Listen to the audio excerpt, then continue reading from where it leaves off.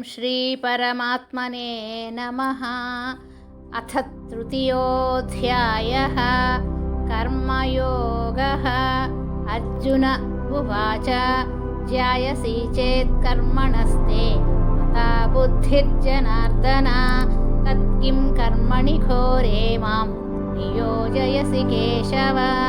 व्यामिश्रेणेव वाक्येन बुद्धिं मोहयसीव मे तदेकं वद निश्चित्य येन श्रेयोऽहमाप्नुयाम्।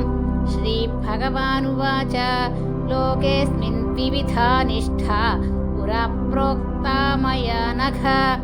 ज्ञानयोगेन साङ्ख्यानां कर्मयोगेन योगिनां न कर्मणामनारम्भात् नैष्कर्म्यं पुरुषोऽश्नुते न च सन्न्यसनादेव सिद्धिं समधिगच्छति न हि कश्चित् क्षणमपि जातु तिष्ठत्य कर्मकृत्। कार्यते ह्यवशः कर्म सर्वः प्रकृतिजैर्गुणैः कर्मेन्द्रियाणि संयम्य य आस्ते मनसा स्मरन् इन्द्रियार्थान् विमूढात्मा मिथ्याचारः स उच्यते। यस्त्विन्द्रियाणि मनसा नियम्यारभतेऽर्जुन कर्मेन्द्रियैः कर्मयोगम् असक्तः स विशिष्यते।